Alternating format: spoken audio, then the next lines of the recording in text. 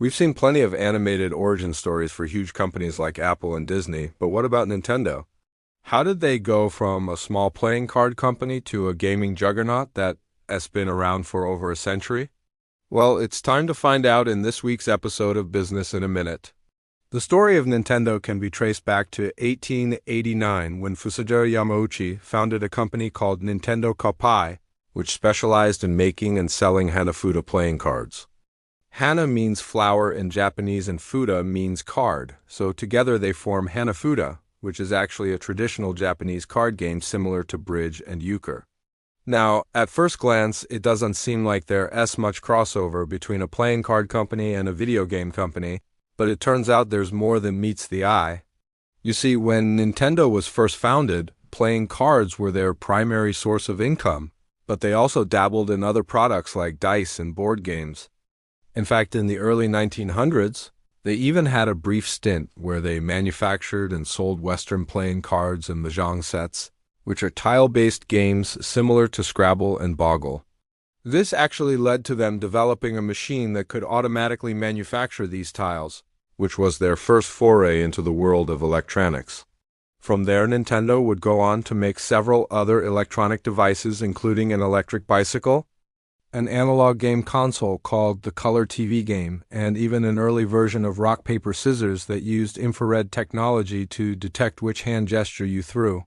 But none of these products were particularly successful, and they all sort of flew under the radar. It wasn't until 1977 that Nintendo really got its start in the video game industry. That year, they released an arcade game called EVR Race, which featured realistic graphics for the time, and allowed players to choose from a variety of cars and motorcycles as they raced down the track. Although it was a massive hit in Japan, it didn't fare so well internationally, which led to Nintendo reevaluating their strategy for cracking the North American market. In addition to arcade games, Nintendo had also dabbled in home consoles with their Color TV game series, which were a line of dedicated gaming consoles that were made specifically for the Japanese market and only had one or two games built in. These included titles like baseball, tennis, and golf, which were very popular in Japan, but never really caught on in the West. But Nintendo was about to change all of that with the release of the NES in 1983, aka the Nintendo Entertainment System. But wait a minute, isn't the NES just the Japanese Famicom? Well, yes, but it's also so much more than that. You see, although Nintendo had developed the Famicom, they wanted to do some market research before releasing it outside of Japan. To do this, they partnered up with American toy company Mattel to release a new console called the Intellivision. And although it was a flop, Nintendo learned a lot of valuable lessons from it, including the importance of having strong third-party support. They also realized that Americans preferred cartridges to the cassette tapes that were popular in Japan. And so when it came time to launch the NES, they decided to make some changes. First off, they redesigned the Famicom to look more like an audio cassette player, which helped alleviate fears that it was just a glorified toy. They then struck deals with several third-party publishers, including Capcom, Konami, and Square, which gave gamers more options and helped boost sales. They also renamed the system to the Nintendo Entertainment System to emphasize the word Nintendo and help consumers better understand that it was a console made by the same people who brought them Mario Brothers. And finally, they created a marketing campaign that positioned the NES as a legitimate gaming platform that was here to stay, which helped rebuild trust in the industry. Following the video game crash of 1983, all of these factors combined to make the NES a smashing success. It sold over 60 million units and single-handedly revived the entire video game industry. Not only did the NES do wonders for Nintendo, but it also helped establish some franchises that are still going strong today. For example, it was the first game console to feature Super Mario Bros., which went on to become one of the most iconic video games of all time and has spawned dozens of sequels and spin-offs since then. The NES also marked the first appearance of The Legend of Zelda, another high-profile franchise that's been featured on almost every single Nintendo system since then. And let's not forget about Metroid, a groundbreaking title that introduced the world to the badass bounty hunter Samus Aran, who was one of the first prominent female video game protagonists. Thanks to the NES, Nintendo had established themselves as a major player in the video game industry and set the stage for their future success. Over the next few decades, they would go on to release several other hit consoles, including the Super Nintendo, Nintendo 64, and GameCube, as well as handhelds like the Game Boy and Nintendo DS.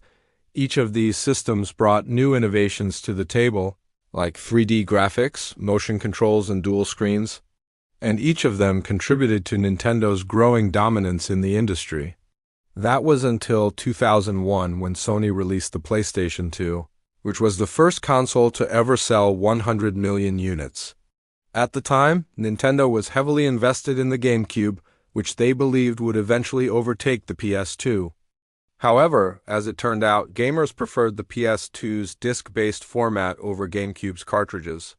And so, Nintendo was forced to pivot and invest in a new console that could compete with Sony. Enter the Wii, a unique console that featured motion controls, a widescreen format, and an affordable price tag. On paper, the Wii seemed like a great idea, but in practice, it had some shortcomings.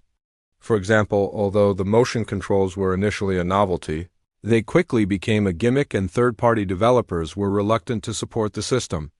As a result, the Wii's library was full of first-party titles like Mario Galaxy and Zelda Twilight Princess, but lacked big third-party releases like Grand Theft Auto and Call of Duty. Despite this, the Wii sold over 100 million units, cementing Nintendo's status as the world's leading gaming company.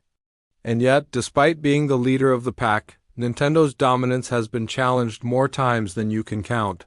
For example, when the PlayStation 4 and Xbox One launched in 2013, they sold much better than the Wii U, Nintendo's next-generation console, which only sold 13 million units. Once again, Nintendo had to pivot.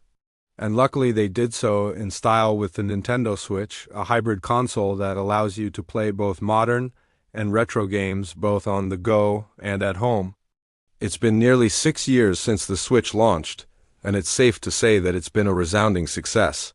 As of February 2023, it's the second best-selling console of all time, with over 122 million units sold, just behind the PlayStation 2, and although the Switch has received mixed reviews thanks to its poor battery life and lack of 4,000 support, it's been praised for its innovative design, its surprisingly strong library of exclusive titles, and its relatively affordable price tag compared to other consoles. With the Switch, Nintendo has defied the odds once again and proven that they are still a major player in the gaming industry. So here's to another 100 years of business for Nintendo. Thank you for watching this episode of Business in a Minute. If you're interested in learning how I make videos like these, let me know by tapping the link in the comments. Otherwise, I'll see you next time.